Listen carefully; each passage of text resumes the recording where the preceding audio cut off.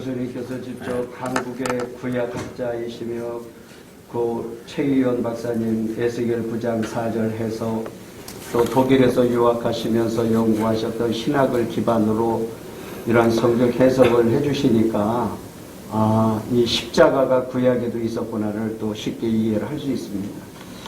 성경 해석과 적용이 너무 편협하게 자신이 알고 있는 것만 한다면 참 너무 위험하다는 것도 또 알 수 있게 됐거든요. 교수님, 우리가 잘 이해하고 알아야 할 것이 있는데 이 개혁주의 신학을 근간으로 배우고 기반으로 세워진 교회가 이 장로교회 아니었습니까? 예. 1517년 마틴 루터가 종교 개혁을 완성시킨 요한 칼빈의 신학에 분류해서 신론, 인간론, 기독론, 구원론, 교회론, 종말론에서 구원론의 핵심이 무엇이라고 교수님 말씀하시는지 한번 설명해 주시면 좋을 것 같습니다. 예, 사실은 그 요한 칼빈의 신학의 강조점은 어디에 두느냐라는 질문을 많이 했습니다. 제가 유학 시절에 세계 칼빈 학회 그 거장들 지금 돌아가셨습니다만 그 교수들이 얘기 나누는 거 들었어요. 한 번은 그 4년 만에 한 번씩 열리는 그 세계 칼빈 콩그레스가 있습니다. 그 갔다 와서 하는 말이 뭐냐, 결론이 뭐냐. 칼빈은 강조점이 없습니다, 사실은. 그는 성경 신학자입니다.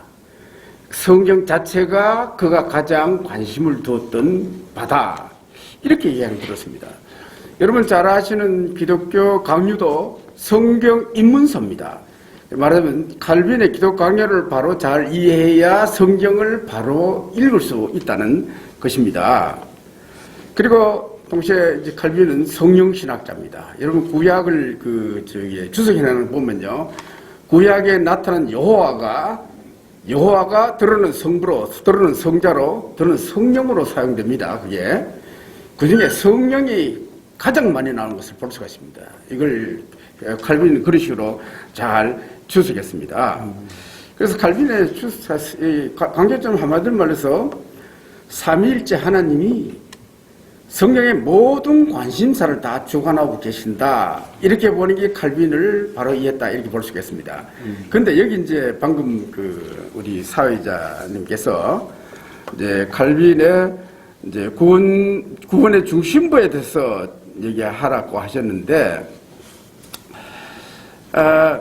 칼빈의 구원론의 핵심 부분이 뭐냐면요, 그리스도와 우리 사이의 신비한 연합입니다. 참 중요하죠. 우리가 칭함을 받는 것은요, 성령의 역사로 우리의 의가 되시는 예수 그리스도와 우리가 연합되기 때문에 하늘에서 우리를 이 개떡 같은 우리를 하나님이 예수처럼 보시고 의롭다 칭하신다는 거예요.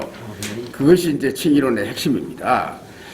그리고 이제 특히 칭의와 성화를 다루면서 이제 십자가로부터 성화와 칭의가 동시에 흘러내린다 이렇게 봅니다. 그러니까 칭의와 성화는 분리될 수 없을 정도로 밀접한 관계에 놓여 있음을 얘기하고 있습니다. 이제 기독강요 제3권이 구원론인데 총 25장입니다. 그 중에 이제 14장이 성화론을 다루는데 제목이 성화론이 아닙니다. 지속적인 칭의 이렇게 표현하고 있습니다. 아주 흥미롭죠. 그리고 칼빈은 칭의 사건 이후에 성도가 죽을 때까지 이 기간을 중생으로 봅니다. 우리가 알고 있는 중생한 개념과 좀 다릅니다. 그리고 이것은 동시에 성화입니다. 그리고 회개예요. 그래 칼빈에 있어서는 그 중생과 성화와 회개가 사실은 같은 거예요. 이 세 가지가 성령의 도움으로 우리 속에 이루어진다. 이렇게 보면 됩니다. 이제 칼빈은 성령의 사유를 강조하는데, 우리가 사실은 성화의 삶이란 우리의 의지를 매 순간순간마다 성령의 도움으로 하나님의 뜻을 위하는 쪽으로 결단하여 나가는 삶이다. 이제 이렇게 이제 우리가 볼 수가 있겠습니다.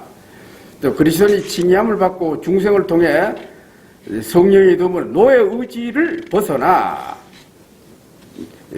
새롭게 회복된 의지를 바로 사용하는 것이 중요하다. 이제 이것이 그의 성화론의 중요한 내용인 것 같습니다. 그 다음 여기서 이제 짚고 넘어갈 것은 뭐냐면 예정론입니다. 이 기독교 강요 21장에서 24장까지 총 25장이니까 그 6분의 1입니다. 상당히 길게 상세하게 이 문제를 언급하고 있습니다. 칼빈은 그의 예정론을 별도로 또 책도 하나 썼습니다. 작은 책이 있습니다. 그런데 여기 보면은 이제 흥미로운 것은 구원에 대해서 설명하고 난 다음 예정론을 썼다는 겁니다. 이거는 로마서의 구조와 같습니다. 이것은 우리가 구원을 받았음을 확인하는 동시에 하나님이 나를 구원으로 예정하셨음을 감사하는 방식으로 달아야 됨을. 그러니까 그래서 이런 의미에서는 상당히 칼빈이 가르치는 그 예정론은 역동적입니다. 그러니까 숙명론적이 아닙니다, 이게. 사실은 이제 이것이 그 예정론이 숙명론으로 오해되면은 상당히 문제가 크지 않습니까? 사실은 이 이중 예정은 이제 칼빈이 어거스틴으로부터 이어받았죠. 그 인간이 예정론을 운명론으로 이해할 경우에 자칫하면 우리가 함부로 인생을 살아갈 수 있는 그런 우를 범할 수가 있다는 겁니다. 또 예정론에서 중생자들이 자유의지를 올바로 사용하는 문제가 언급되지 않은 점도 좀 아쉽다. 뭐냐, 칼빈이 워낙 바빴습니다. 엄청 바빴습니다. 그래서 뭐 이건 후예들이 해야 될 문제지요. 사실 견인의 문제도 매 순간 성경의 도움으로 우리의 의지를 하나님의 영광을 위하는 쪽으로 결단하고 사는 삶과 연관되어 있습니다. 가만히 있다고 구원하는 것이 아니라 계속해서 성령에서 역사하셔서 우리를 하나님을 향하도록 만드는 게 이것이 견인으로 이제 보는 거죠. 이제 또 어떤 사람들이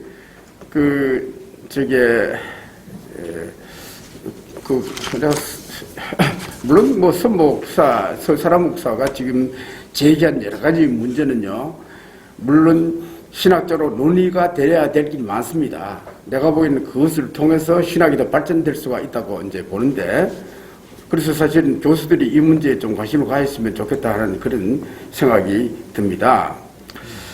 그리고 이제 우리가 이제 이런 일을 할 때에 잊어서는 안 될 것은 뭐냐면, 말하자면 어떤 전제를 깔고 사람을 비판하는 건 좋지 않다는 거예요. 좀 정확하게 알아라는 거예요. 파악하고. 그리고 이제 여러분 그 신학이라 어떤 누구의 신학도 절대적이지 않습니다. 성경 66권 하나님 말씀만 절대적입니다. 모든 신학은요, 모든 신학자들의 신학은 전부 다 비판을 받아야 돼야 신학이 발전하는 겁니다. 그런 면에서 사실은 칼빈의 그 책을 읽어보면요, 칼빈을 제대로 비판해주면 칼빈이 좋아할 것 같은 그런 생각이 들어요. 이 양반이 오히려 그런 거 있습니다. 자기는 절대로 자기 자신을 절대적인 존재로 생각하지 않았습니다. 단지 하나님 말씀에 근거해서 확실한 것을 계속해서 주장하실 뿐입니다. 그래서 여기 이런 문제를 보면서 자꾸 함부로 이단식 하기보다는 문제가 있다고 판단되면 반드시 그 문제를 한국에 여러 학회가 있으니까 학회에 좀 제기해서 학교에서 교수들이 이 문제를 공정하게 다룰 수 있게 하는 것이 좋지 않겠나. 막연하게 그저 비판하고 비방하는 것보다도 그래야 더 어떤 면에서는 젠틀한 그러한 교회 풍토가 되지 않겠나 하는 그런 생각이 듭니다. 네, 교수님 설명 듣다 보니까 개혁파 신학의 입장에서 이해하기 쉽도록 설명해 주셔서 감사하고요. 교수님이 심우하셨던 대학의 설립자도 신학은 학문이 아니다라고 엄청 목회자들에게, 학생들에게 강조를 하시더라고요. 교수님도 많이 들어보셨을 것입니다. 학문은 사람을 변화시키지 못하기 때문에 신학도 발전하고 그 시대의 적용 중요성을 말씀하는 걸로 사료가 된다. 교수님 자꾸 듣다 보니까 이제 설명에 이제 빠져들어가는데요. 한 가지 질문을 더 드려서 명쾌한 신학적인 답변을 좀 듣고 싶습니다. 어떤 이가 서사라 목사가 서사라 목사님을 비판하면서 천사가 주는 쌀과자를 먹고 영계가 열렸다 하는 것에 대해서 매우 회의적인 태도를 보였던데, 교수님은 이러한 분들의 주장에 대해서는 또 이게 참 난해한 문제인데 어떻게 생각하시는지 좀 답을 부탁드리겠습니다. 네, 이 사람이 그 성경이 하나님의 계시의 완성이라고 한 말은 옳습니다. 그런데 이제 제가 읽어본 결과는요, 서사라 목사가 천국과 지옥을 본 것을 마치 새로운 계시를 받는 것으로 보는 것은 일방적으로 잘못된 비판으로 제가 봅니다. 성경은 사실은 모든 걸, 성경 굉장히 단어를 아낍니다. 말을 아낍니다. 모든 걸 다 말하지 않습니다. 그러나 성경은 분명한 방향이 있습니다. 하나님이 누구시며, 인간이 뭐냐, 인간이 어떻게 구원하시며, 인간이 어느 길로 가면 어떻게 살아야 될 것인가, 이런 건 분명히 우리에게 로드맵처럼 보여주고 있습니다. 그리고 이제 성경은 여러분 보시면 알지만은 지옥과 천국에서 구체적으로 많이 표현하지 않습니다. 그러나 확실히 지옥은 아주 나쁜 곳이라는 것은 분명히 우리에게 말하고 있어요. 네. 그래서 이제 여기 서사라 목사뿐만 아니라 많은 사람들이 이제 입신해서 천국 가고 특히 그 신성경 목사님 같은 분은 신학자인데도 보고 그거 갔다 와서 자기가 죽을 때까지는 복음 전한다고 지금 애쓰고 있지 않습니까? 네. 이런 걸 구태여 자기가 경험하지 못했다고 해서 함부로 이제 비판하는 것은 좀 문제가 있지 않는가 이제 하는 생각이 듭니다. 우리는 이런 일을 당할 때에 예를 들어서 서목사처럼 이런 일을 놀라운 것을 처음 했지 않습니까? 네. 제가 그 책을 읽고도 참 엄청난 것을 봤습니다. 저도 많은 것을 새롭게 한번 생각하고 여러 가지 참 생각이 많이 들었습니다. 그리고 이제 이 책을 보면서 이 목적이 뭐냐? 단순히 자기를 신격한 게 아니라 많은 사람들을 회개시켜서 구원 얻게 하게 돼 있습니다. 이런 시각을 우리가 주목해야 된다고 봅니다. 네. 그래서 이런 체험들이 성경이 가리키는 방향과 일치하지 하는지 아닌지 그걸 우리가 봐야지. 꼭 성경에 기록이 다 안 되는 걸 했다는 거 있다고 해서 구태엽을 비판적으로 볼 필요는 있겠나 하는 생각이 듭니다. 그래서 제가 이제 근래에 좀 많이 물어봤지만은 서사라 목사는 성경 66권 하나님의 정옥무한 하나님의 말씀을 믿는 사람입니다. 그런 신학 전통에 서 있습니다. 그리고 천국과 지옥을 체험한 내용은 성경 복음을 전하는 보조용으로 사용할 뿐이지 그게 주가 아니라는 것을 제가 느끼게 되었습니다. 네. 그리고 많은 사람들이 이제 이 선목사의 책을 읽고 또 설교를 듣고 회개하고 이제 천국에 들어갈 것을 준비한다는 이런 것을 보면 상당히 고무적이다 이런 생각을 하고 사실 이 문제를 굉장히 제가 높이 평가합니다. 네. 그리고 쌀과자 문제 나오는데 쌀과자인지 뭔지 모르겠습니다만은 그러나 먹고 눈이 열렸다 이거는 우리 성경에도 있습니다. 여러분 엠마오로 가는 그 제자들에게 나타나신 주님이 그 영안이 얻어서 주님을 몰라봤지 않습니까? 그 성찬식 하면서 떡을 떼어 주고 먹고 이제 열렸습니다. 네. 이런 것 보면은 천사가 쌀과자 비슷한 거 쌀인지 밀가루 과자인지 모르지만은 뭘 주고 이거 한 상징인데 이걸 구태여 좀 네거티브하게 비판할 필요 있겠나 하는 그런 생각이 듭니다. 네. 예. 개인적인 경험과 신학적인 주장을 혼돈하면 참 시비거리가 한두 끝도 없이 참 많이 생길 것 같아요. 명쾌한 또 현장과 교회가 잘 유념해야 할 설명 참 감사드립니다. 기다리는 교수님들이 아직 많으신데 한 가지 질문만 교수님 더 드리고 싶습니다. 기독교 역사에서 보면 가장 많은 혼란과 시시비비가 많은 성경이 요한계시록 아니겠습니까? 서사라 목사가 저술한 도서 가운데 계시록 이해란 도서를 어떤 이는 상상의 산물이라 이렇게 일방적으로 비판하는데 이것에 대해서는 교수님은 어떻게 피력하시는지 한번 말씀해 주시면 고맙겠습니다. 예, 그 책이 상당히 두껍지요. 두껍고 또 책 크기도 큽니다. 그 읽는데 시간이 좀 많이 걸렸어요, 특별히.